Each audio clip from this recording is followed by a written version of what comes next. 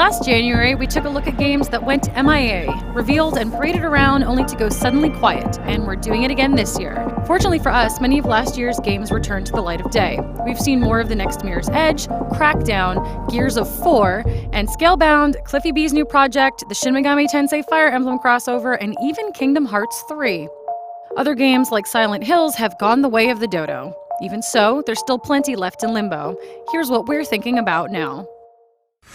Now that we've got The Witcher 3, everyone's eager to hear more about CD Projekt Red's next game, Cyberpunk 2077.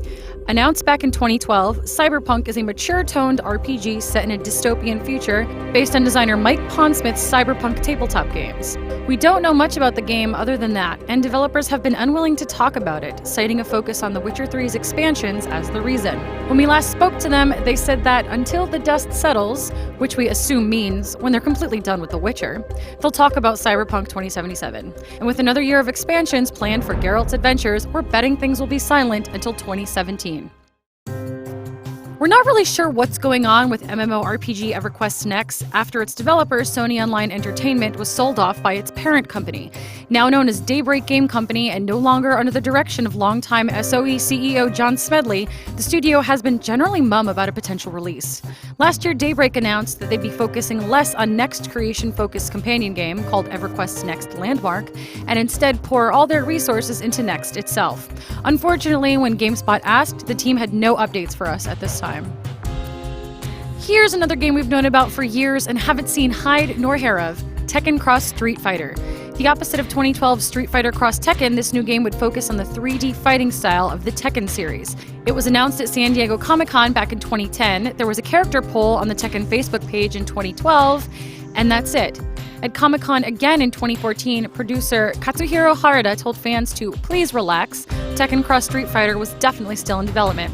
But we still haven't seen the game in action, and Bandai Namco told us that for now, the Tekken team is fully occupied with bringing Tekken 7 to consoles. So, maybe we'll see about this collaboration later on. A little indie game called Rime got some major stage time during Sony's 2013 Gamescom press conference. Inspired by Ico, Studio Ghibli films, and Salvador Dali paintings, Rime is about a boy trying to escape an island and some kind of curse. The last we saw the game in action was at Gamescom again in 2014, and we still really don't know much about it. Last January, Tequila Works told us that they were on track for a 2015 release for Rime, but the year has passed. When we talked with Tequila Works again recently, they could only say that Rime is still in development and will be getting new details soonish. Probably one of the biggest disappointments of 2015 was the infinite delay of the Phantom Dust reboot. The project was announced as a reimagined version of the beloved classic with all new gameplay and graphics at E3 2014.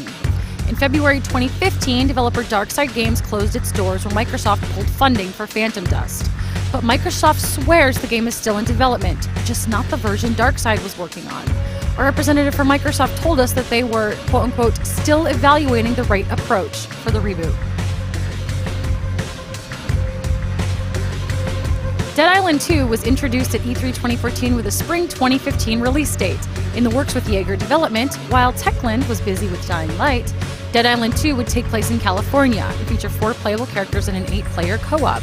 It was delayed out of spring, and in July 2015 it was announced that publisher Deep Silver had parted ways with Jaeger. Jaeger saying that the break was due to creative differences. Dead Island 2 went to a still unnamed developer, and Deep Silver could only confirm to GameSpot that it is still in development. You would be forgiven for forgetting all about Bethesda's Battlecry. Developed by an internal studio set up specifically to support the title, Battlecry is described as a multiplayer team-based online competitive game, so basically it's a MOBA. Battlecry was revealed at E3 Judges Week in 2014 and seen very little after that, with beta signups going live during E3 2015 and the game shown briefly during Bethesda's press conference. But in October, Bethesda released a statement expressing concerns over Battlecry's quality, hence the lack of updates. The company said, "We are evaluating what improvements the game needs to meet our quality standards." A representative for Bethesda told us recently that this is still the case, and while Battlecry is being evaluated, the studio remains busy on multiple projects. You would also be forgiven for knowing absolutely nothing about hack-and-slash action title Let It Die.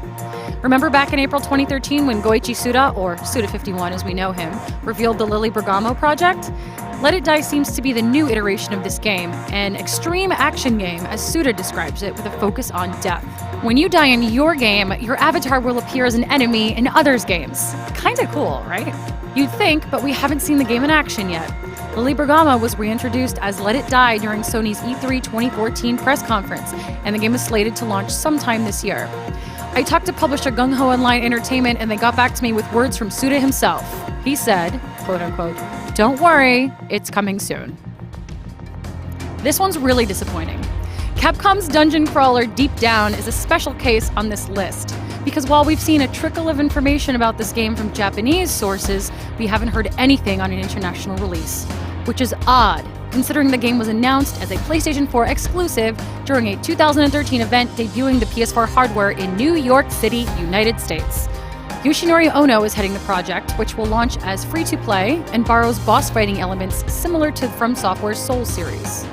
We haven't seen the game at any major trade shows recently, and when contacted, Capcom told us that they still haven't confirmed an international release for Deep Down. Bummer.